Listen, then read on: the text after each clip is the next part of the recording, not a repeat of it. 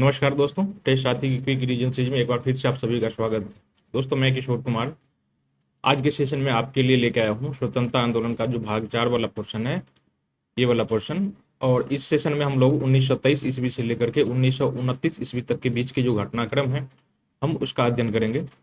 हमारा आज के सेशन के अंतर्गत हम निम्नलिखित टॉपिकों पर चर्चा करने वाले हैं, तो आप ये देख सकते हैं: Swaraj Party, Simon Commission, Nehru Report, Jinnah की 14 सूत्री मांगे, ऑल इंडिया इंडिपेंडेंस लीग और लाहौर अधिवेशन। आज के सेशन में हम लोग इन्हीं टॉपिक पर बातचीत करने वाले हैं।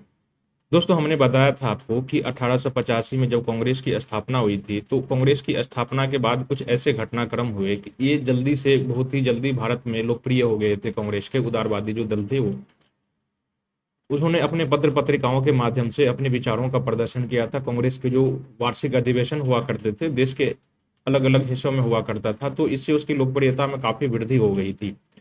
इनकी लोकप्रियता में वृद्धि से सरकार घबरा गई और उन्हें लगा कि यदि ये इसी तरह ऐसे चलता रहा तो ये सरकार पर कभी जो है मुश्किलें पैदा कर सकता है। इसलिए इन्होंने कांग्रेस को विभाजित करने की योजना बनाई थी। हमने कर्जन के जो थे, लॉर्ड कर्जन के वक्तव्य को आपको पढ़ाया था, सुनाया था उसने कि उसने क्या कहा था उस समय। उसने कहा था, कांग्रेस के विभाजन करने में मेरी आशा है कि मैं उसमें योगदान करूं। तो कांग्रेस को तोड़ने की कोशिश की। और दूसरा, जहां पर कांग्रेस का जो आप देख सकते हैं कि इस इलाके में जो बंगाल का जो क्षेत्र था, जहां पर राजधानी थी उस समय, यहाँ पर बहुत सारी राजनीतिक गतिविधियां होने लगी थी, बहुत सारे संगठन होने लगे थे, बहुत सारे जो है राजनीतिक हत्याएं होने लगी थी। तो अब सरकार को लगा कि यहाँ की राजधानी को भी कहीं दूसरी जगह ले जाया जाए। और दूसरी बात, यहाँ पर जो सांप्रदायिक जो चीज थी उस समय बहुत यूनिटी थी। आप देख सकते हैं कि 1857 ईस्वी के बाद से ही हिंदू मुस्लिम में एकता कुछ ज्यादा बढ़ गई थी। तो इन्होंने इस एकता को तोड़ने के लिए एक विशेष प्रकार की रणनीति बनाई थी। सबसे पहले तो उन्होंने, आप देख सकते हैं कि बंगाल विभाजन का घोषणा किया और उसी समय उसने जो है मुस्लिम लीग की स्थापना करवाया। तो ये सब उनकी सोची समझी रणनीति थी डिवाइड एंड रूल की। उसने कांग्रेस में विभाजन करवा दिया। उसके बाद आपने देखते हैं कि उससे पहले इसने बंगाल विभाजन करवा दिया था। बाद में फिर राजधानी परिवर्तन की घोषणा की, राजधानी परिवर्तन। तो ये सभी चीजें जो की गई थी, आपको पता होगा कि इस सभी का मकसद क्या था। इस सभी का मकसद था वहां पर जो बहुत सारे जो राष्ट्रीय आंदोलन के जो बढ़ रहे थे, गुटबंदी हो रही थी, इसको हतोत्साहित करने के लिए, इसको कमजोर करने के लिए ऐसा किया गया था। राष्ट्रीय आंदोलन को कमजोर करने के लिए किया गया था। आपने देखा था कि इसी बंगाल विभाजन के कारण आपने स्वदेशी आंदोलन हुआ था। तो स्वदेशी आंदोलन के जो महत्वपूर्ण घटनाक्रम थे, हमने पिछले सेशन में उसको करवा दिया था। वहां से आगे बढ़ते हुए देखा था कि स्वदेशी आंदोलन को जो दमन करने के लिए बहुत सारे प्रेस अधिनियम लाए लाए गए थे और क्रांतिकारियों को दबाने के लिए बहुत सारे अधिनियम लाए गए थे, अध्यादेश जारी किए गए थे। तो उन अध्यादेशों के तहत जितने भी क्रांतिकारी थे उनको जेल में डाल दिया गया था। और उदारवादियों के लिए पार्लियामेंटो सुधार अधिनियम 1909 को लाया गया था। उसके बाद देखा था कि तिलक व जो थे, लाल बाल पाल, ये सभी देश या तो जेल चले गए थे या फिर देश निकाला दे दिया गया था इन लोगों को। इसके बाद 1915 के आसपास आप देखते हैं कि फिर से राजनीतिक गतिविधि शुरू होने लगती है, राष्ट्रीय आंदोलन में तेजी आती है। और 1915 के बाद आप देखते हैं कि जस्ट ही 1916 में होम रूल लीग की स्थापना होती है, मुस्लिम लीग का समझौता होता है, लखनऊ समझौता। और इसके बाद फिर से एक राजनीतिक जो है गतिविधि, राष्ट्रीय आंदोलन तेज होने लगती है।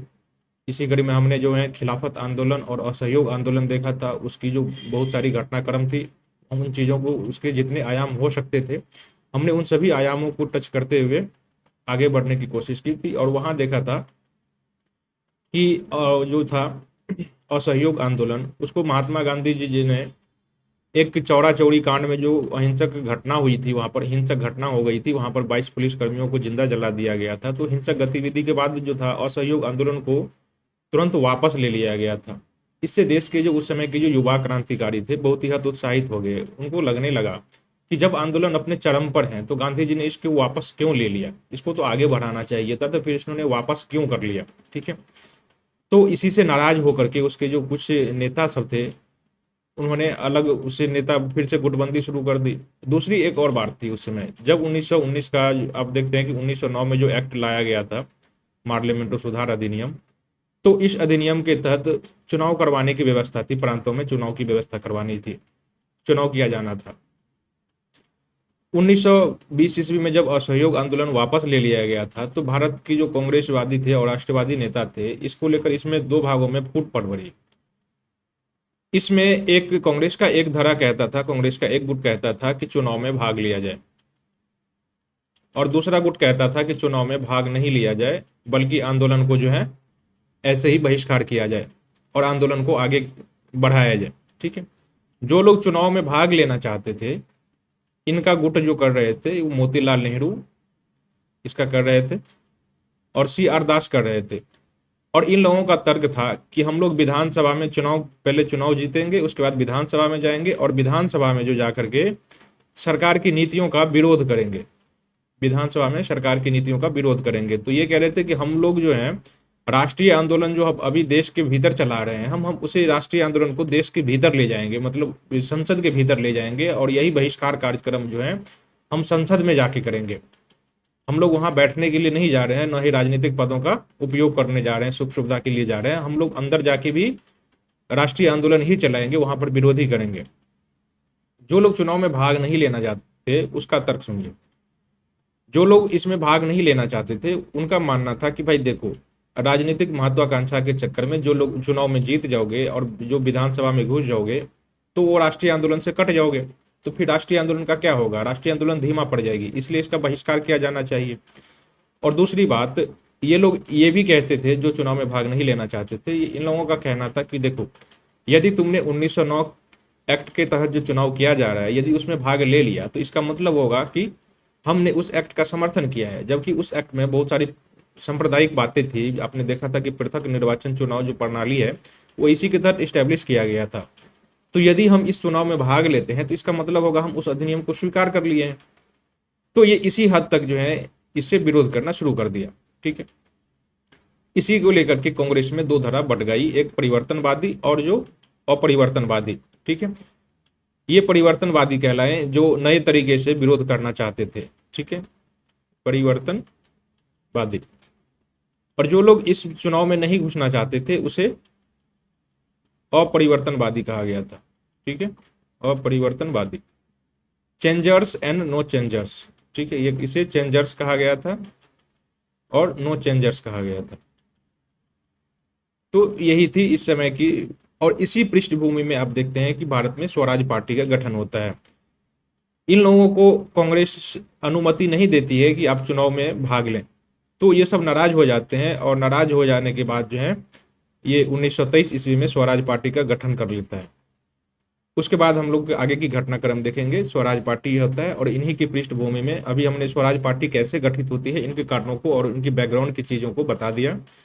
स्वराज पार्टी की गठन होने के बाद इन्हीं की पृष्ठभूमि में आगे जो देखते हैं आप, साइमन कमीशन आता है 1927 में, इसका गठन अब देखते हैं 1923 में होता है। साइमन कमीशन आ जाता है।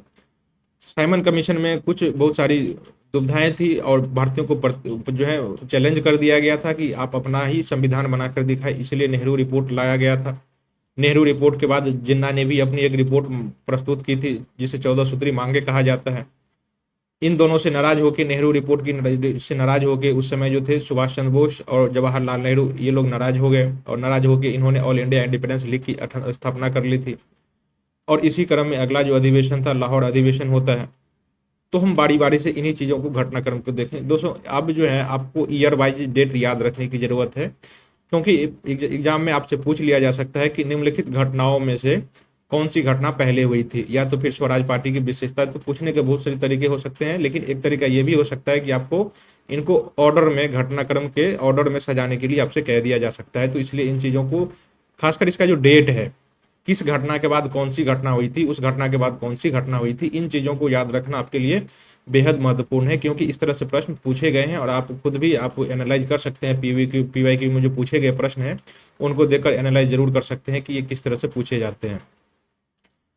हम लोग सबसे पहले स्वराज पार्टी की जो बैकग्राउंड है उनके बारे में देख लेते हैं। हमने अभी अभी बताया, ये वही बात है, फिर से मैं वहां पर दोहराना नहीं चाहता, फिर भी देख लीजिए आप यहाँ पर।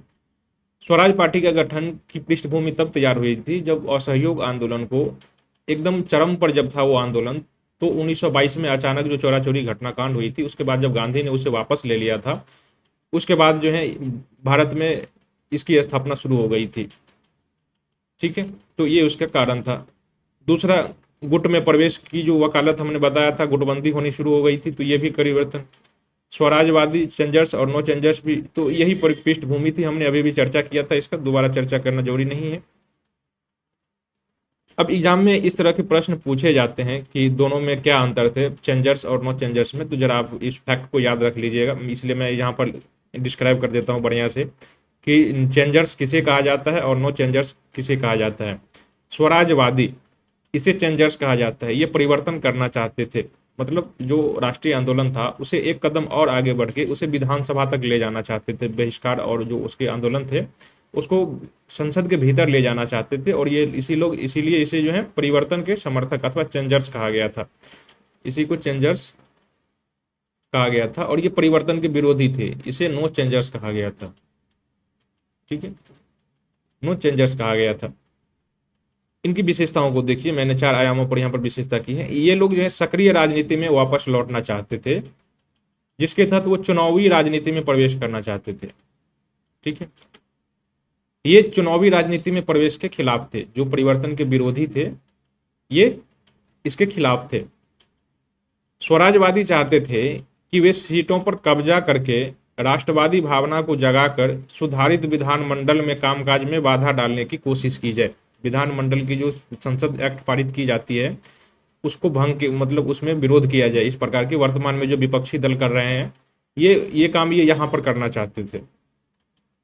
परिवर्तनवादी क्या चाहते थे, परिवर्तन के विरोधी वे चाहते थे कि गांधी के अभी जो जब आंदोलन वापस लिया जा चुका है तो आगे के क्रम में गांधी के रचनात्मक कार्य जो थे, जैसे चरखा चलाना वगैरह, शराबबंदी, छुआछूत अभियान मिटाना और जो हिंदू मुस्लिम एकता पर जोर देना, तो इस तरीके जो रचनात्मक कार्यक्रम है इस पर जोर दे करके आंदोलन को आगे बढ़ाया जाए आगे की ओर। इधर स्वराजवादी फिर कहने लगे कि यदि राष्ट्रवादियों को भाग लेने की अनुमति दी जाती है तो सरकार अप्रिय तत्वों को परिषदों को भरने से हतोत्साहित होगी। इनका मानना था कि 1909 का जो एक्ट पारित हुआ है, ये स्वराजवादियों का मानना था कि 1900 एक्ट का जो एक्ट पारित हुआ है उसके तहत चुनाव होना तो फिक्स है, चुनाव तो होगा ही, और यदि कांग्रेस की तरफ से कोई नेता भाग नहीं लेगा उसमें तो सरकार अपने तरफ से उसके जो चमचे हैं, जो असामाजिक तत्व है, उनको भर लेगा संसद में, उनको चुनाव में सेलेक्ट करके संसद में भर लेगी और सारे कानून ऐसे पारित करेंगे जो भारत के खिलाफ हो। तो इसलिए हमें इसका विरोध करने के बजाय हमारे अपने नेता को जो है संसद में भेजना चाहिए, और कम से कम हम उससे जागरूक तो होंगे कि कौन कौन से अधिनियम पारित हो रहे हैं, वहां पर उसका विरोध तो कर सकेंगे। अब इनका तर्क समझिए करता था, इन विरोधियों का तर्क था कि राष्ट्रवादियों के प्रवेश से रचनात्मक कार्यों की उपेक्षा हो जाएगी, क्रांतिकारियों के उत्साह में कमी हो जाएगी और राजनीतिक भ्रष्टाचार आना शुरू हो जाएगा। तो ये लोग डर रहे थे, ये लोग डर इसलिए रहे थे कि इनको मानना था परिवर्तन विरोधियों का कि यदि कांग्रेस के नेता इसमें यदि चले जाएंगे विधानसभा के भीतर तो फिर राजनीतिक कार्य कौन करेगा। राजनीतिक कार्य में जैसे कि उस समय के जो रचनात्मक कार्य वगैरह का कदम उठाया गया था, इस काम को कौन करेगा। दूसरा, इस समय आपने देखा था कि फिर से एक क्रांतिकारी संगठन हो गई थी 1924 में, आपने देखा था कि अपने HRA जो है हिंदुस्तान रिपब्लिकन एसोसिएशन की स्थापना हो चुकी थी, और क्रांतिकारी जो चंद्रशेखर आजाद वगैरह सब थे वो इस समय एक्टिव हो चुके थे, भगत सिंह वगैरह सब एक्टिव हो चुके थे। HRA 19 जो है 1924 में स्थापित होता है, और 1924 में, और इसके बाद HSRA जो है ये इसका अगला कदम होता है, तो HSRA 1928 ईस्वी में स्थापित होता है। तो ये जो काल है ये क्रांतिकारियों का भी काल है, और ये लोग कभी नहीं चाहेंगे कि ये विधानसभा के माध्यम से विरोध प्रदर्शन वगैरह किया जाए। तो इन लोगों का मानना था कि क्रांतिकारियों जो अभी चल रही है गतिविधि उनके उत्साह में कमी हो जाएगी, तो इस तरह का कोई कदम नहीं उठाया जाए। अब देखिए कि इसके नेतृत्व कौन कौन कर रहा था, जैसे कि स्वराज पार्टी जो थे, जो परिवर्तन करना चाहते थे, इनके नेता कौन कौन से थे। सबसे बड़े नेता इनके CR दास थे, दूसरे बड़े नेता मोतीलाल नेहरू, सुभाष चंद्र बोस और अजमल खान, ये सभी इसके समर्थक थे और ये सभी चाहते थे कि इसका विरोध किया जाए। परिवर्तन, ये सभी परिवर्तन के समर्थक थे, परिवर्तन करना चाहते थे और चुनावी राजनीति के माध्यम से भाग लेना चाहते थे। जो लोग परिवर्तन के विरोधी थे उनका नाम देखिए, ये इसमें राजगोपालाचारी, वल्लभ भाई पटेल, राजेंद्र प्रसाद और MA अंसारी, ये लोग नेता थे जो परिवर्तन के विरोधी थे, और ये नहीं चाहते थे कि कोई विधानसभा में जाए और सेलेक्ट होके जो है इस तरह का विरोध प्रदर्शन करें। आपसे पूछा जा सकता है कि स्वराजवादी गुट का नेतृत्व कौन कर रहा था और जो नो चेंजर्स थे इनके इस गुट का नेतृत्व कौन कर रहा था। तो आप इन नामों को याद रखिएगा।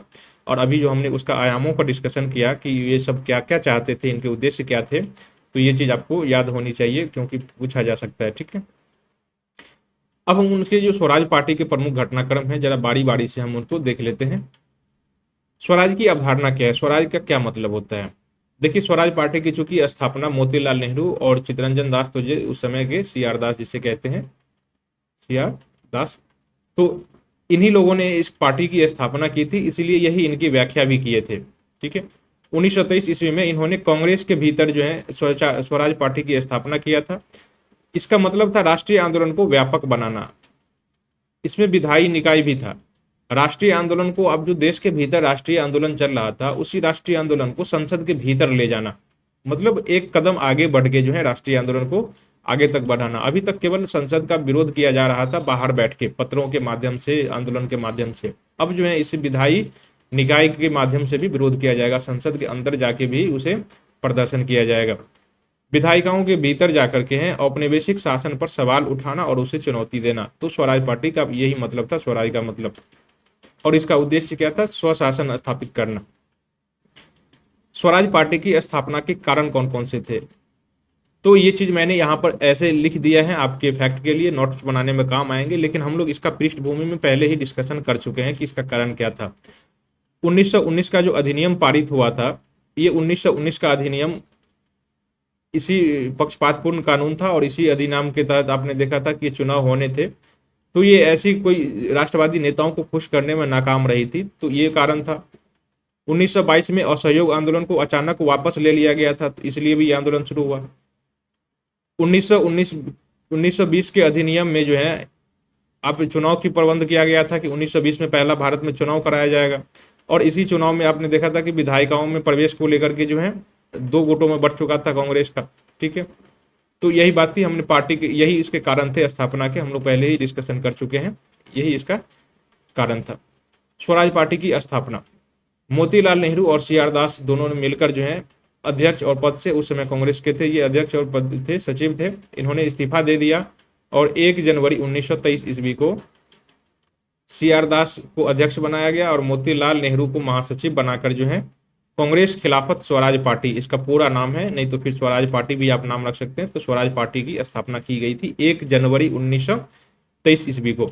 स्वराज पार्टी की स्थापना पर कांग्रेस की प्रतिक्रिया, जब स्वराज पार्टी की स्थापना हो गई तब कांग्रेस ने क्या किया। देखिए, कांग्रेसी नेता जब इन्होंने कांग्रेस से इस्तीफा दे करके, जब सी आर दास और मोतीलाल नेहरू ने कांग्रेस और की इस्तीफा दे करके स्वराज पार्टी की स्थापना कर ली, तब जो है इसको लगा, रियलाइज हुआ, जो कांग्रेस के नेता बच गए थे कांग्रेस के भीतर, इनको रियलाइज हुआ कि यदि इस तरह से हम गुटबंदी को उसको जो है अनुमति दे दें तो फिर 1907 के जो विभाजन है कांग्रेस का उस तरह दोहराया न जाए, फिर से कांग्रेस में विभाजन न पड़ जाए। तो इसलिए कुछ ऐसा कदम उठाया जाए कि उन दोनों को जो है फिर से वापस कांग्रेस के भीतर वापस ले लिया जाए। इसके लिए जो आप देखते हैं कि गांधी ने जो है परिषद में विरोध का भले ही प्रदर्शन किया हो, लेकिन 1924 के जो कांग्रेस का बेलगाम अधिवेशन हुआ था और गांधी इसके अध्यक्ष बने थे, तो इस अधिवेशन में स्वराजवादी और परिवर्तनवादी जो थे दोनों, इन दोनों को जो है भारत में फिर से कांग्रेस के भीतर लाने की कोशिश की गई। और इस अधिवेशन में कांग्रेस को जो है, कांग्रेस के स्वराज पार्टी को जो है कांग्रेस के भीतर का एक आंदोलन मान लिया गया। मतलब यह कहा गया कि स्वराज पार्टी जो है ये कांग्रेस का ही पार्टी है, कांग्रेस का ही आंदोलन है, वो दोनों अलग नहीं है। तो इस तरह से आपने देखा था कि कांग्रेस को एक बार फिर से विभाजित होने से जो है बचा लिया गया इस बार, क्योंकि इस बार जो है स्वराजियों को कांग्रेस के भीतर कांग्रेस के यहाँ का दर्जा दे दिया गया था। ठीक, तो यहाँ पर ये इसकी प्रतिक्रिया थी। आगे हम लोग को देख सकते हैं, जब चुनाव में जब कांग्रेस को वापस बुला लिया गया था स्वराज पार्टी को कांग्रेस के भीतर, तो अब बात आती है कि चुनाव की, कि चुनाव में कैसे भाग लिया जाए। तो फिर 1923 के चुनाव में जीतने के लिए स्वराज पार्टी और कांग्रेस दोनों मिलकर जो है एक संयुक्त घोषणा पत्र बनाता है। और इस घोषणा पत्र का लक्ष्य देखिए क्या है, इन्होंने स्वराज पार्टी को अंतिम अपना लक्ष्य बनाता है, स्वराज की प्राप्ति, जो होम रूल का जो उद्देश्य था यही यहाँ पर भी है। इन्होंने घोषणा किया कि भारतीय लोगों को अपना संविधान बनाने का अधिकार होना चाहिए, ये अपने घोषणा पत्र में ये सब कहता है। यह स्पष्ट किया गया कि भारत के लिए संविधान का मसौदा केवल भारतीय परिस्थितियों को ध्यान में रखते हुए ही तैयार किया जाएगा। उन्होंने उजागर किया कि एक जिम्मेदार सरकार देने के तथाकथित सुधार देश के असीमित संसाधनों का शोषण रखने के केवल उपाय थे। वे परिषदों में स्वशासन की राष्ट्रीय मांग पेश करेंगे और परिषदों को खुद शासन करने से रोकने के लिए वे एक समान, निरंतर और लगातार प्रतिरोध की नीति अपनाएंगे। तो ये सभी उसके घोषणा पत्र थे और कहा गया था कि यदि हम चुनाव में जीत जाएंगे तो अगले जो है 4-5 सालों में ये काम करेंगे। संसद के भीतर जो है सरकार, जो अपने से पहले सरकार बना रही थी और अपने से खुद से सुधार करती थी, अपने शासन करती थी, हम उस पर रोक लगाएंगे, हम वहां पर जाके ये काम करेंगे। ठीक है, तो जनता के सामने ये घोषणा पत्र रखा था। चुनाव में स्वराज्यों का प्रदर्शन, जब चुनाव हो गया तो उसके देखिए क्या क्या मिली उनको। पहली बार राष्ट्रवादी नेताओं ने जो है चुनाव में भाग लिया था। इससे पहले भारत में कभी चुनाव हुआ ही नहीं था। मध्य प्रांतों में बहुमत हासिल किया गया था। मध्य प्रांतों में कांग्रेस, जो स्वराज पार्टी थी, बहुमत हासिल किया था। विधानसभा में बम्बई में और बंगाल में ये सबसे बड़ी पार्टी के रूप में उभरा था। कुल मिला के स्वराज पार्टी ने 234 सीटें जीती थी, जिसमें से 42 सीटें जो थी केंद्र की जो असेंबली थी, केंद्रीय विधानसभा, इसमें, और प्रांतों में जो है 192 सीटों पर जीत मिली थी इसकी। इसमें भी उत्तर प्रदेश में सबसे प्रभावी प्रदर्शन किया गया था। तो ये सभी फैक्ट आपको याद रखने हैं, ये आपको प्रीलिम्स में काम आएंगे। अब देखिए, जब इसने सरकार बना ली, जिन जिन राज्यों में आपने देखा था कि उसके 42 सीटें हो गई थी केंद्रीय विधानसभा में, तो जब इतने उपलब्धियां हासिल कर ली तो आगे के दिनों में देखते हैं कि इन्होंने क्या क्या उपलब्धियां किया हुआ। जो इसने जो प्रॉमिस किया था जनता से, जो उसने चुनावी घोषणा पत्र में दिया था, हम लोग उनका छानबीन करेंगे कि क्या वो जो वादा किया था उसे पूरा कर पाया था या नहीं कर पाया। ठीक है, स्वराज पार्टी जब 1923 में सेलेक्ट हो गया तो ये विधानसभा में अपना राजनीतिक जीवन शुरू किया था। इन्होंने परिषद में जाकर के एक विपक्षी राजनीति को एक ठोस रूप दिया था। अभी तक जो केवल कागजों के पन्नों में रह गया था, विपक्षी दल होता है, इसे एक ठोस रूप दिया था, क्योंकि भारत में पहली बार इस तरह की कोई विपक्षी दल जो है संसद में आई थी। मोतीलाल नेहरू को केंद्रीय विधानसभा के विपक्ष का नेता बनाया गया था। तो आप इसके लिए फैक्ट है, आप याद रखिएगा कि भारत में ये पहला विपक्षी नेता है। मोतीलाल नेहरू को केंद्रीय विधानसभा जो था उसका अध्यक्ष बनाया गया था। उस समय की जो लोकसभा जिसे कहते हैं उसका अध्यक्ष बनाया गया था। विट्ठल भाई पटेल को 1925 में इस विधानसभा का अध्यक्ष बनाया गया था। इसे अध्यक्ष बनाया गया था और इसे विपक्ष के नेता बनाए गए थे। वे मोहम्मद अली जिन्ना, मदन मोहन मालवीय, लाला लाजपत राय जैसे भिन्न और अलग अलग राष्ट्रवादी नेताओं को एक साथ लाने और एकजुट करने में सफल रहे। तो ये इनकी उपलब्धियां थी।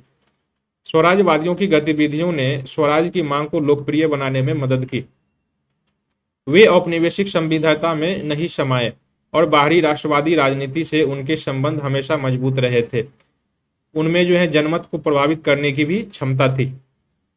मोतीलाल नेहरू ने संवैधानिक सुधारों के लिए गोलमेज सम्मेलन का प्रस्ताव रखा, जिसे विधानसभा ने मंजूरी दे दी। तो आप कह सकते हैं कि गोलमेज सम्मेलन जो है ये मोतीलाल नेहरू के मांगों के ही आधार पर बुलाया गया था। 1926 में स्वराज पार्टी ने राजनीतिक कैदियों की रिहाई करने की मांग की और असहयोग आंदोलन के दौरान जो हिरासत में ले लिए गए थे और निर्वासित कर दिए गए थे नेताओं को, उन्हें वापस बुलाने की जो है प्रस्ताव रखा था। स्वराजवादियों ने 1928 में पब्लिक सेफ्टी बिल को हरा दिया था, जिसका उद्देश्य था सरकार को अवांछनीय और विध्वंसक विदेशियों को निर्वासित करने का अधिकार देता था। ये पब्लिक सेफ्टी बिल आपको पता है, ये वही पब्लिक सेफ्टी बिल है जिसके विरोध में आपने देखा था कि 1928 में जो HSRA के सदस्य थे, HSRA यानी कि हिंदुस्तान सोशलिस्ट रिपब्लिकन एसोसिएशन के जो सदस्य थे, भगत सिंह और बटुकेश्वर दत्त ने जाकर के केंद्रीय विधानसभा में जो बम फेंका था वो यही बिल था। और इसी बिल के विरोध करने के लिए जो है वो विरोध प्रदर्शन करने के लिए केंद्रीय विधानसभा में जाके बम फेंका था। और जब उन्होंने केंद्रीय विधानसभा में बम फेंका था तो उस समय आप देख सकते हैं कि विपक्षी नेता मोतीलाल नेहरू थे और विट्ठल भाई पटेल उस विधानसभा के अध्यक्ष थे, और उसी के काल में जो है इन्होंने केंद्रीय विधानसभा में बम फेंका गया था। ठीक है, कई अवसरों पर सरकार ने प्रस्तावों का विरोध किया था और सरकार के खिलाफ जो है अविश्वास प्रस्ताव लाया गया था। स्वराजवादियों ने सरकारी बजट की भी आलोचना की थी और इनका विरोध किया था। तो कुल मिलाकर आप देखते हैं कि इसने जिस मकसद से संसद में प्रवेश किया था, उनका ये मकसद वहां पर पूरा होता हुआ दिखाई दे रहा है। ठीक है, फिर भी इन पार्टी का पतन हो गया था। तो हम उसके पतन को कारणों को देखते हैं कि आखिर ऐसा क्या हो गया जिसके कारण, ये शुरुआत में तो इनकी उपलब्धि बहुत अच्छी दिखाई दे रही है, तो फिर ऐसा क्या हो गया जिसके कारण इसका पतन होने लगा था। पहला कारण है रणनीति पर असहमति। पार्टी जो है उत्तरदायी और गैर उत्तरदायी लाइनों के बीच विभाजित थी। लाला लाजपत राय, मदन मोहन मालवीय जैसे उत्तरदायी लोग सरकार के साथ सहयोग करने और पद पर बने रहने के पक्ष में थे। इसके विपरीत गैर उत्तरदायी लोग पद पर बने रहने के विचार के विरोधी थे। आपने देखा होगा कि 1919 का जो अधिनियम पारित किया गया था, इस 1919 के अधिनियम में जो प्रांतीय विषय थे इसके दो भागों में बांट दिया गया था। एक था हस्तांतरित विषय, हस्तांतरित और अहस्तांतरित विषय। इस अहस्तांतरित विषय में देखिए, हस्तांतरित विषय में और अहस्तांतरित विषय में क्या था कि एक को जिम्मेदारी वाला पद दिया गया था।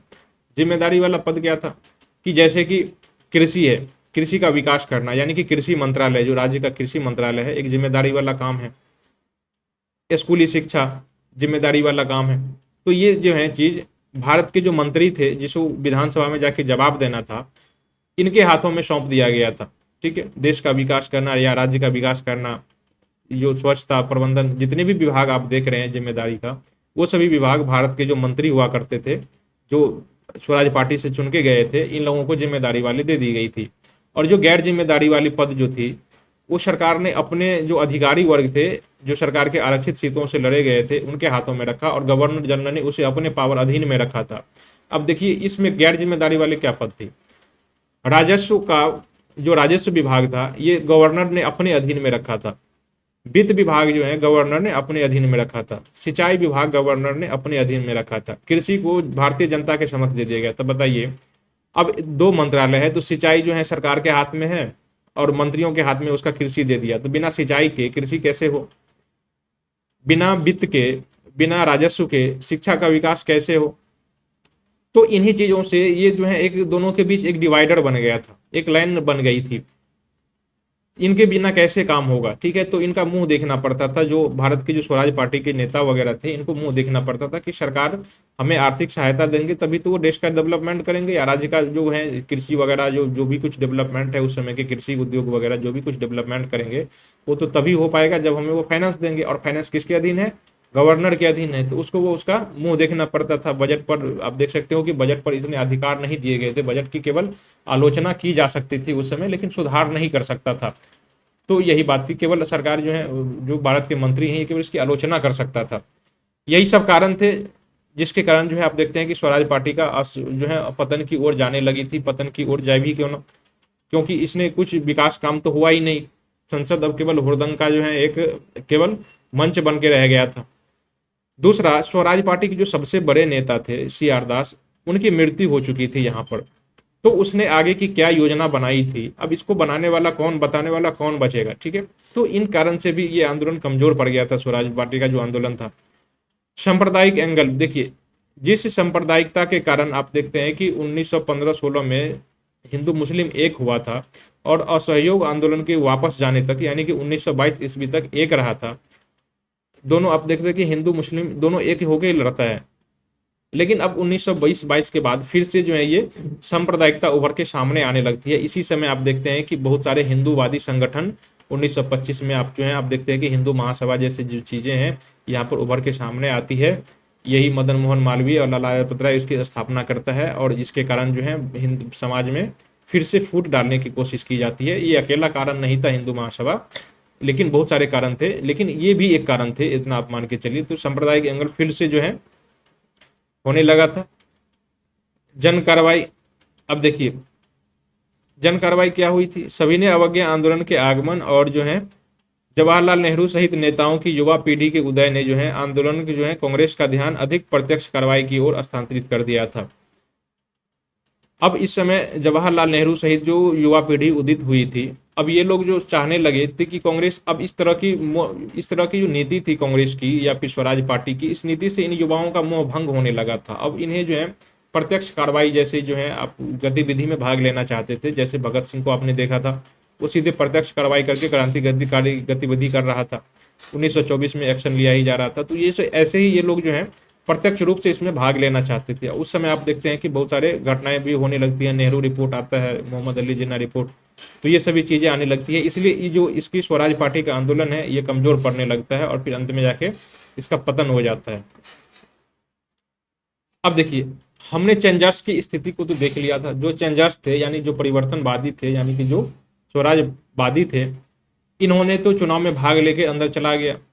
अब जो नो चेंजर्स थे, जो उस समय चुनाव में विरोध कर रहे थे चुनाव का कि चुनाव में भाग नहीं लेना है, इन लोगों ने बाहर में रह के क्या किया, हम उसकी कार्यों को भी देखते हैं कि इसकी उपलब्धियां क्या रही थी, इनकी नाकामियां क्या रही थी और कहां तक अपने मकसद में कामयाब रहा था। तो हम इसकी नो चेंजर्स की भी स्थिति को देख लेते हैं। अब देखिए, नो चेंजर्स कौन थे? ये परिषदों में प्रवेश के विरोधी थे और गांधी की रचनात्मक कार्यों की वकालत करते थे। और ये जो असहयोग आंदोलन अब निलंबित हो चुका था, इनको फिर से शुरू करने की तैयारी करना चाहते थे। इनका तर्क था कि संसदीय कार्य के परिणाम स्वरूप रचनात्मक कार्य की उपेक्षा हो सकती है, क्रांतिकारियों की उत्साह में कमी हो सकती है और राजनीति में भ्रष्टाचार आ सकता है, इसलिए हम उसमें भाग नहीं लेंगे। तो भाग नहीं लेंगे तो क्या करेंगे? तो ये क्या है कि हम बताएंगे कि क्या करेंगे। तो फिर देखिए कि इन लोगों ने क्या किया इतने दिनों में। जब तक चेंजर्स ने विधानसभा में विरोध किया तब तक इन लोगों ने क्या किया? नो चेंजर्स ने रचनात्मक कार्य देखिए, इन्होंने ग्रामीण विकास और आत्मनिर्भरता के लिए काम किया। जब इस बीच में इसका मतलब था ये गांव गांव में जाता था और गांव में की जो पुनर्निर्माण पर ध्यान केंद्रित करता था। पुनर्निर्माण मतलब बहुत सारे हो सकते हैं, स्वच्छता, सफाई वगैरह, सड़क निर्माण और चीज़ें, स्कूल वगैरह पर ध्यान देना। तो इन चीज़ों पर काम किए गए थे। गांव में आश्रम खोले गए थे, कताई, बुनाई और खादी का काम शुरू किया गया था। किसानों को भी जो है सशक्त बनाने की कोशिश की गई थी। इन लोगों ने अपने रचनात्मक कार्यक्रम के तहत अस्पृश्यता उन्मूलन जो था, छुआछूत उन्मूलन को मिटाने का भी प्रयास किया था। सांप्रदायिक एकता बढ़ाने की कोशिश की थी। खादी कार्यक्रम, इन्होंने रचनात्मक जो था कार्यक्रम का, इसका सबसे बड़ा जो वो था फोकस, ये खादी कार्यक्रम पर था। गांधी ने गांव गांव जाकर के जो है उसे खादी को प्रचार किया था। शिक्षा, गांधी जी का जो बुनियादी शिक्षा कार्यक्रम था, इसको बढ़ावा देने की कोशिश की थी। जो व्यवहारिक जीवन पर आधारित था, इनको बढ़ावा दिया था। महिलाओं के लिए उत्थान के कार्य किया था इन लोगों ने।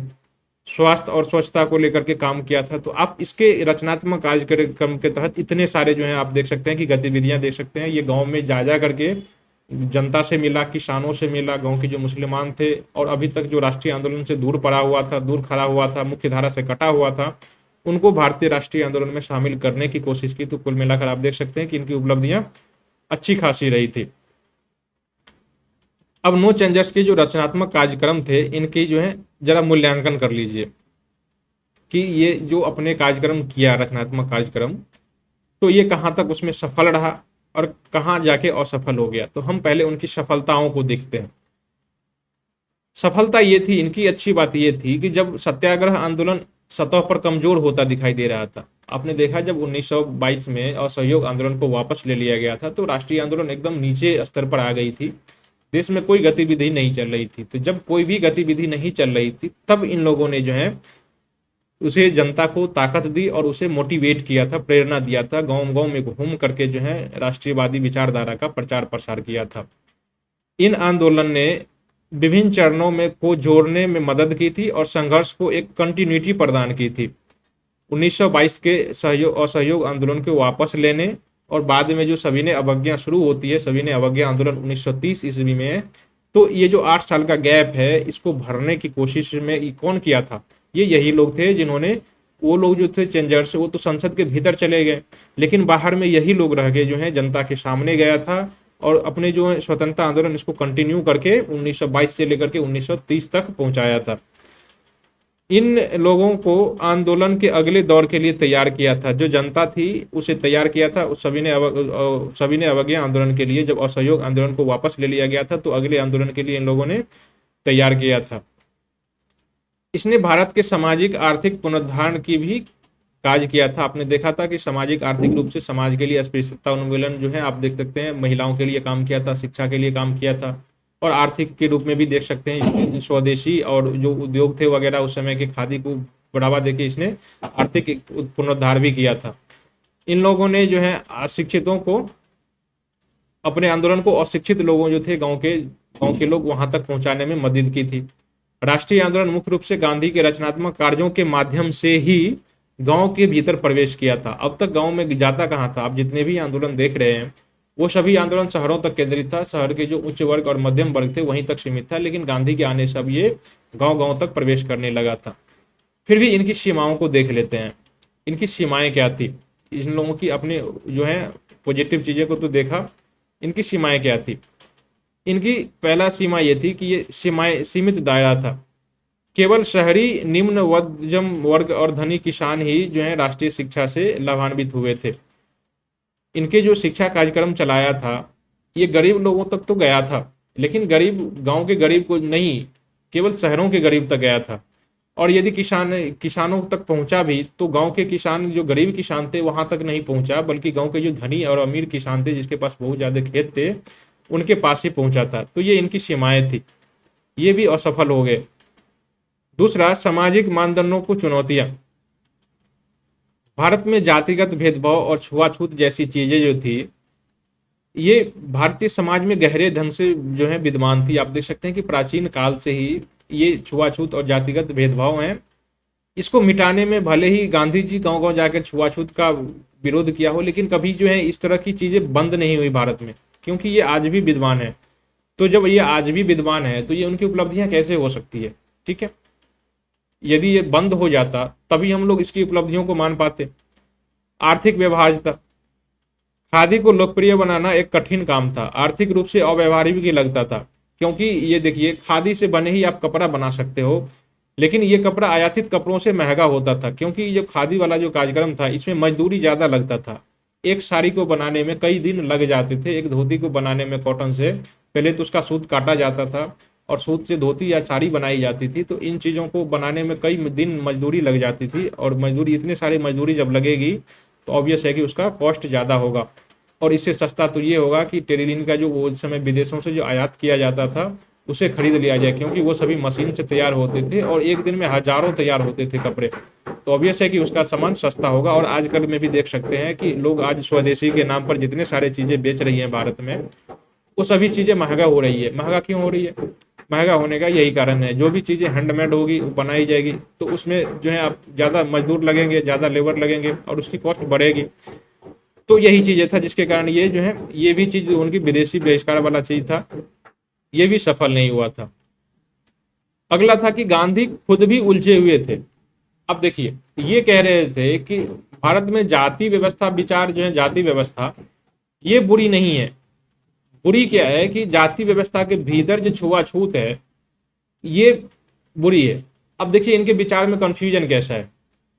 अब ये समझ नहीं पा रहे थे कि भाई जहां पर छुआछूत है जाति व्यवस्था रहेगा ही, और जहां पर जाति व्यवस्था रहे वहां पर छुआछूत रहेगा ही। तो इसमें अच्छा बुरा क्या है? जाति व्यवस्था अच्छी कैसी चीज है? गांधी जी कह रहे थे कि जाति व्यवस्था अच्छी चीज है, जाति व्यवस्था होनी चाहिए। आप याद रखिएगा, ये परीक्षा में पूछा जा सकता है। गांधी जी ने जाति व्यवस्था का विरोध नहीं किया था, इसने कहा था जाति व्यवस्था अच्छी चीज है लेकिन छुआछूत विरोधी चीज है, ठीक है। तो ये तो विचार उनके परस्पर जो है विरोधी वाली बात हो गई। ऐसा कभी हो सकता है? जब तक दोनों में से कोई एक रहेगा तो छुआछूत रहेगा। तो इसलिए करना क्या चाहिए था? दोनों को मिटाने का प्रयास किया जाना चाहिए था। तो गांधी जी केवल छुआछूत को फोकस कर रहे थे। मतलब आप जाति व्यवस्था बनाओ, ये निचली जाति है, ये चंडाल है, ये शूद्र है, आप ऐसा कहो, वो ऊपर वर्ग है, वो श्रेष्ठ वर्ग है, आप ऐसा कहो, लेकिन छुआछूत नहीं करो। तो ये चीजें थी, गांधी के विचार जो थे उलझे हुए थे, इसलिए गांव के जो लोगों ने इसे समर्थन नहीं दे पाया था, गांव के लोग इससे जुड़ नहीं पाए थे। यदि अपने बातों को क्लियर करके जनता के समक्ष रखता, ये बता पाते काश कि जाति व्यवस्था बुरी चीज है, नहीं करना चाहिए। जब रंग एक है, ईश्वर के सभी संतान हैं, तो फिर जाति कैसी और वर्ण कैसी, ठीक है। यदि ऐसा कुछ समझा पाते तो हो सकता था इनका ये आंदोलन सही होता, लेकिन ये नहीं समझा पाए, इसलिए ये अपने विचारों में उलझ कर रह गए और परिणाम हुआ कि जनता को भी उलझा दिया और ये चीजें आज भी विद्यमान रह गई। रचनात्मक कार्यक्रम के महत्व। अब इन लोगों ने जो कार्यक्रम किया था रचनात्मक कार्यक्रम, उनके महत्व को देख लीजिए, वर्तमान में इनकी क्या प्रासंगिकताएं हैं, ठीक है। इसने सामाजिक चुनौतियों को दूर करने का प्रयास किया, भले ही वो समाप्त न हो पाए लेकिन इसने दूर करने का प्रयास किया था। सांस्कृतिक और भाषाई वियोग। शिक्षित वर्ग और आम जनता के बीच उस समय बहुत सारी खाई थी, साथ ही प्रांतीय भाषाओं और राष्ट्रीय भाषाओं की भी उपेक्षा बनी हुई थी, अभी भी बनी हुई है। लेकिन गांधी के कार्यक्रम में सांस्कृतिक संरक्षण और भाषाई विविधता पर जोर दिया गया था, जो समकालीन महत्व जो समय में भी बहुत महत्वपूर्ण है। पर्यावरण क्षरण, आपने देखा था कि उन्होंने स्वदेशी को बढ़ावा दिया था, लघु और कुटीर उद्योग को बढ़ावा दिया था। शहरीकरण, औद्योगिकरण के कारण देखा था कि भीड़ भाड़, अस्वच्छता पैदा हो गई थी, लेकिन गांधी ने अपने आत्मनिर्भरता पर जोर देकर के इन चीज़ों को और पर्यावरणीय की जो है संधारणीय चीज़ों को बढ़ावा देने में मदद की थी। इसी समय गांधी का आपने वक्तव्य सुना होगा कि धरती पर जो चीज़ें हैं वो मनुष्य की ज़रूरतों को पूरा करने के लिए पर्याप्त है, लेकिन धरती की चीजें मनुष्य के लालच को पूरा नहीं कर सकता। ये कथन जो है महात्मा गांधी का है और यूपीएससी के मेंस का जो इससे होता है उसमें पूछा गया है। तो ये चीजें आप इसी समय पर्यावरण के संबंध में उनके विचार हैं, ठीक है, ये चीज आप याद रखिएगा कि ये गांधी के कथन है। विकेंद्रीकरण को लेकर भी उसने बहुत सारी टिप्पणी की थी। नैतिक मूल्य को लेकर के भी उसने काम किया था, ठीक है। तो आपके जो अहिंसा की नीति थी उनके विचारों से देख सकते हैं कि इन्होंने नैतिक मूल्य को भी ले किया था। मैंने इसको आपको नोट्स बनाने के लिए दे दिया है, क्योंकि मैं इसी चीज़ों को सेम चीज़ को आपको जब मेंस की तैयारी करेंगे तो आप उसे फोकस नहीं कर पाएंगे। तो इसलिए मैंने प्रीलिम्स के लिए बहुत ज़्यादा महत्वपूर्ण नहीं है ये वाला जो टॉपिक है महत्व वाला, ये आपको मेंस में काम आएगी, लेकिन नोट्स आपको बनाना है तो नोट्स बनाते समय आप इसे ऐसे ही हूबहू कॉपी कर लीजिएगा, आप उसे याद कर लीजिएगा, ठीक है। आप दोबारा एक ही चीज़ को दोबारा मेंस के लिए तो नहीं तैयारी कर सकते हैं, ठीक है। जब उसे वापस ले लिया गया था स्वराज पार्टी को, तो उसके बाद भारत में साइमन कमीशन को भेजा गया था। साइमन कमीशन को क्यों भेजा गया था? तो जब 1919 का अधिनियम पारित हो गया था, तो 1919 के अधिनियम के बाद जो संवैधानिक भारत में जो संवैधानिक विकास हुए थे, उसी एक्ट में यह भी प्रावधान किया गया था कि अगले 10 वर्षों बाद उस संवैधानिक प्रावधान में जो क्या प्रगति हुई उसकी समीक्षा करने के लिए एक आयोग की गठन की जाएगी। ये प्रावधान उसमें 1919 के एक्ट में ही था। तो इस अनुसार से 1900 एक्ट के 10 वर्षों बाद यानी 1929-30 में जो है साइमन कमीशन को भेजा जाना था, लेकिन सरकार ने वहां की गतिविधियों के कारण, वहां प्रधानमंत्री चुनाव होने वाला था, इसलिए वहां पर जो है 1 वर्ष पहले 2 वर्ष पहले ही इसे भेज दिया गया था, ठीक है। अब हम उसकी जानकारी देख लेते हैं साइमन कमीशन के। साइमन कमीशन एक इंडियन स्टैट्यूटरी आयोग था, भारतीय वैधानिक आयोग था, जो इसके अध्यक्ष थे सर जॉन साइमन। इसके अध्यक्ष में भारत में 7 सदस्य, आप ये सभी फैक्ट याद रखिएगा कि 7 सदस्य थे, इसके अध्यक्ष ये थे, और ये वैधानिक आयोग था, मतलब संविधान द्वारा गठित की गई थी, ये इस अधिनियम के तहत गठित की गई थी। और 1919 के अधिनियम की जो योजना थी उसमें क्या प्रगति हुई थी इसका अध्ययन करने के लिए गठित किया गया था। 1928 में ब्रिटेन के सबसे बड़े और सबसे महत्वपूर्ण क्षेत्र में जो है संवैधानिक सुधार का अध्ययन करने के लिए इसको भेजा गया था। लेकिन इसमें गलती ये थी कि जितने भी 7 सदस्य थे इस आयोग के, इस सातों के सातों सदस्य जो थे ये यूरोपियन थे, एक भी इसमें भारतीय सदस्यों को नहीं शामिल किया गया था। तो ये चीजें भारतीय लोगों को बुरा लगा। भारतीयों ने सोचा कि भाई जिस संवैधानिक विकास की बात करने ये आया है, संवैधानिक उपलब्धियों की बात करने ये आया है साइमन कमीशन, ये हमारे बारे में बात करेगा, हमारे संविधानों को, हमारे फ्यूचर के बारे में बात करेगा, और उसमें हमारा मेंबर ही नहीं है, क्या वो हमें इसके योग्य नहीं समझता, या फिर हम लोगों को ये इंसल्ट कर रहा है, ठीक है। तो इसलिए इन लोगों ने विरोध किया, और भारत में व्यापक परिपथ पर आप देख सकते हैं कि साइमन गो बैक के नारे लगाए गए थे, और साइमन कमीशन का बहिष्कार किया गया था पहले दिन से ही। जब उसने बम्बई में आप देख सकते हैं कि गेटवे ऑफ इंडिया के आसपास उतरा था, तो वहीं से जो है इसका विरोध करना शुरू हो गया था।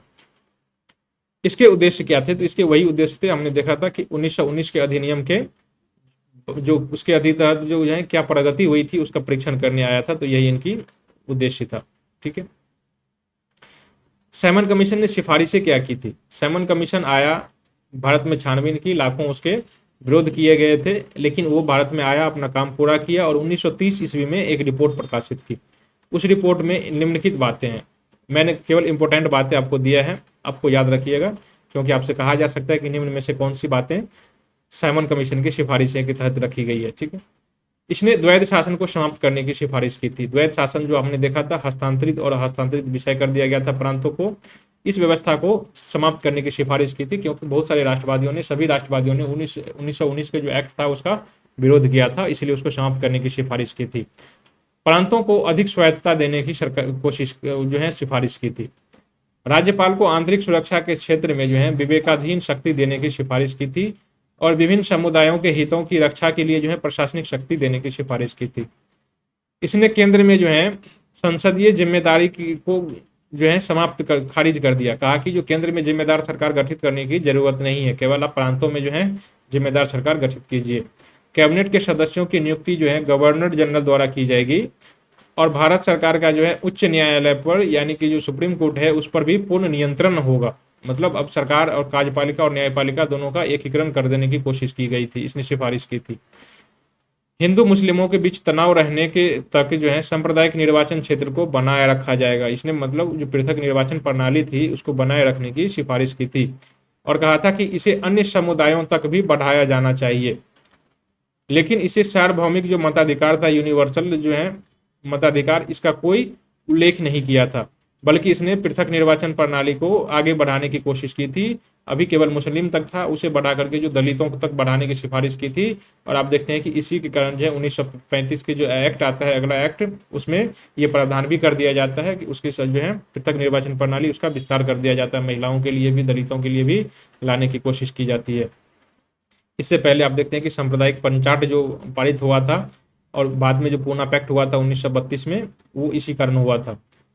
ब्रिटिश प्रांतों और रियासतों के प्रतिनिधियों के साथ जो है ग्रेटर इंडिया की सलाहकार परिषद की स्थापना की जानी चाहिए। केंद्र में प्रतिनिधित्व के अधिकार के लिए जो है NWFP यानी कि उत्तर पश्चिम सीमा प्रांत, वर्तमान अफगानिस्तान और पेशावर का जो इलाका था यहाँ पर, और बलूचिस्तान के क्षेत्र के लिए जो है एक विधायिका की सिफारिश की गई थी। सिंध को बॉम्बे से अलग करने की और बर्मा को भारत से अलग करने की सिफारिश की थी। सेना का भारतीयकरण करने की सिफारिश की थी, लेकिन जो है ब्रिटिश सेना को बरकरार रखा जाना चाहिए। तो ये सभी सिफारिश थी इसकी, साइमन कमीशन ने किया था। अब बात आती है, हम लोग देख लेते हैं कि साइमन कमीशन का बहिष्कार क्यों किया गया था। इस आयोग में एक भी भारतीय सदस्य नहीं था। कांग्रेस और अन्य नेताओं और आम लोगों ने साइमन कमीशन का विरोध करना शुरू कर दिया था। ब्रिटिश प्रशासन से आयोग के गठन की समीक्षा करने का आग्रह करते हुए व्यक्तिगत रूप से समूहों में विरोध प्रदर्शन किए गए थे। दिसंबर 1927 में कांग्रेस का मद्रास में अधिवेशन हुआ था और इसमें औपचारिक रूप से जो है भारतीय राष्ट्रीय कांग्रेस ने आयोग के बहिष्कार का जो है निर्णय ले लिया और जनता को जो है इसकी परमिशन दे दी थी। मोहम्मद अली जिन्ना के नेतृत्व में मुस्लिम लीग ने भी इसका बहिष्कार करने का निर्णय लिया था। अब इसके बहिष्कार के बाद जो है इसकी प्रतिक्रिया देखिए, भारतीयों की प्रतिक्रिया साइमन कमीशन के बारे में। साइमन कमीशन जो है 3 फरवरी 1928 को भारत पहुंचा था। जैसे ही ये भारत पहुंचा, आयोग बम्बे पहुंचा था, हजारों प्रदर्शनकारियों ने उसका स्वागत किया था और जिन्होंने आयोग को वापस जाने की मांग की थी, साइमन गो बैक का नारा लगाया था। देश भर में इसके विरोध में हड़तालें हुई थी, काले झंडे दिखाए गए थे और जहां भी गए थे देश के अलग अलग हिस्सों में उसे इसी प्रकार की प्रतिक्रिया देखने को मिली थी। बाद में ये वहां से अक्टूबर में लाहौर भी पहुंचा था और यहाँ पर उसके प्रदर्शन जो कर रहा था, ये लाला लाजपत राय कर रहा था प्रदर्शन। यहीं पर इसकी इसी विरोध प्रदर्शन के दौरान इसकी जो है आप देखते हैं कि लाठी के प्रहार से इनकी मृत्यु हो जाती है, लाला लाजपत राय की। जब लाला लाजपत राय की मृत्यु होती है तो ये इस समय लाहौर में और साइमन कमीशन के विरोध प्रदर्शन जो हो रहा था उसमें उसका नेतृत्व कर रहा था। तो यहाँ पर इसकी मृत्यु हो जाती है 17 नवंबर 1928 को। ये लाठियों के चोट के कारण इसकी मृत्यु हो जाती है। आयोग के प्रभाव, साइमन कमीशन के प्रभाव, 1930 ईस्वी में अपनी इसने रिपोर्ट दी थी जिसमें द्वैत शासन प्रणाली को अपने अभी अभी देखा कि इसने समाप्त करने की सिफारिश की थी और प्रांतों में प्रतिनिधि सरकार की स्थापना की सिफारिश की थी, जो आगे दिनों में हो भी जाता है। इसके बाद इसने लॉर्ड वर्कन हेड जो है इसने एक चुनौती दी भारतीयों को कि कोई ऐसा, जब इसने साइमन कमीशन को विरोध कर दिया था, सभी जनता ने, भारत के लोगों ने विरोध कर दिया था, तो उस समय एक अंग्रेज थे लॉर्ड वर्कन हेड, उस समय भारत सचिव थे। इन्होंने भारत को चुनौती दे दी, भारतीय जो उस समय के नेता थे, राष्ट्रवादी नेता, इसको चुनौती दे दिया कि एक के बाद एक तुम सारे अधिनियम को जो संवैधानिक सुधार के लिए जो पेश किया जा रहा है उस सभी को, सभी पार्टी मिलकर जो है इसका विरोध करते जा रहे हो, तो तुम ही लोग कुछ ऐसा करके दिखाओ, तुम ही लोग कुछ ऐसा संविधान बना के दिखाओ जो पूरी की पूरी भारतीय जनता को स्वीकार हो। इसी के जवाब में भारत में 1928 में नेहरू रिपोर्ट लाया गया था, ठीक है।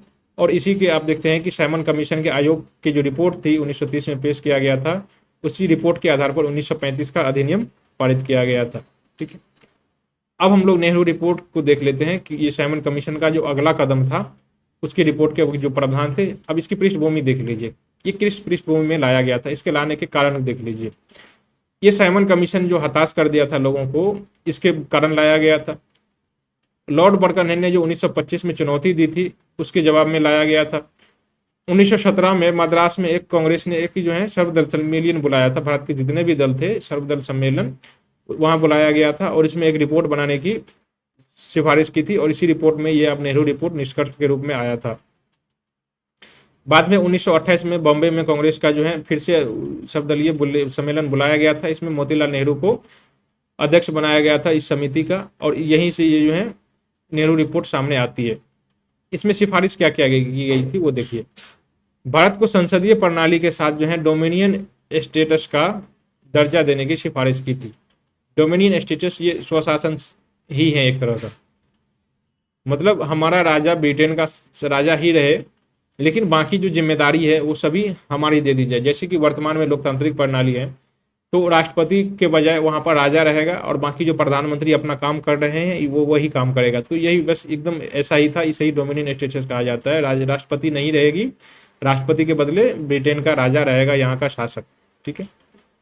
इसने केंद्र और प्रांतों में उत्तरदायी सरकार की स्थापना की थी। देखिए ये साइमन कमीशन के जस्ट अपोजिट है। साइमन कमीशन ने केवल प्रांतों में उत्तरदायी सरकार की गठन की सिफारिश की थी। इसने केंद्र में प्रांतदायी जो है उत्तरदायी सरकार के गठन की बर्खास्त कर दिया था। गवर्नर जनरल की कार्यकारिणी परिषद की सलाह पर काम करेगा मंत्री परिषद, और ये सामूहिक रूप से संसद के प्रति उत्तरदायी होगा। भारत में संघीय सरकार होगी और उसकी विशिष्ट जो शक्ति है वो केंद्र में निहित होगी। वर्तमान में भी यही प्रणाली लागू है। अल्पसंख्यकों के लिए कोई पृथक निर्वाचन क्षेत्र नहीं होगा, क्योंकि यह सांप्रदायिक भावना को जागृत करता है, इसलिए इसे समाप्त कर दिया जाए। ठीक है। इसने महिलाओं के लिए समान अधिकार, यूनियन बनाने का अधिकार, सार्वभौमिक वयस्क मताधिकार जैसे 19 मौलिक अधिकारों की सिफारिश की थी। तो ये आपसे पूछा जा सकता है कि नेहरू रिपोर्ट में कितने मूल अधिकारों की मांग की गई थी। मुसलमानों के सांस्कृतिक और धार्मिक हितों की पूर्ण रक्षा की जाएगी। आप यहाँ से पृथक निर्वाचन चुनाव प्रणाली हटा दीजिए, हमारे देश के मुसलमानों के हितों का संरक्षण हम खुद करेंगे, ऐसा इसमें कहा गया था। धर्म से राज्य का पूर्ण पृथकीकरण किया जाए। नेहरू रिपोर्ट पर भारतीयों की प्रतिक्रिया।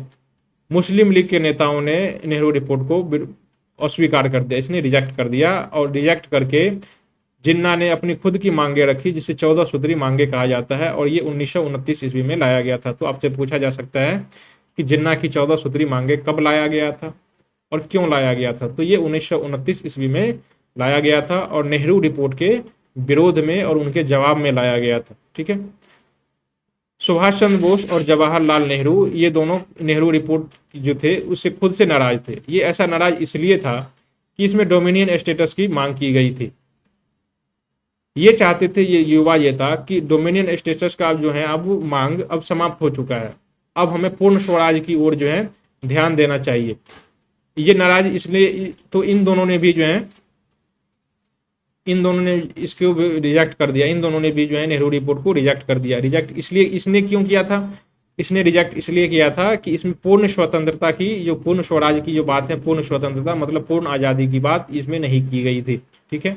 और इसमें डोमिनियन स्टेटस की बात की गई थी। तो ये चीज़ इनको पसंद नहीं आया था, इसलिए इन्होंने इसे रिजेक्ट कर दिया और यहाँ से फिर से जो है नाराज होके एक पार्टी बना ली जिसे इंडिपेंडेंस फॉर इंडिया लीग कहा जाता है। ठीक है।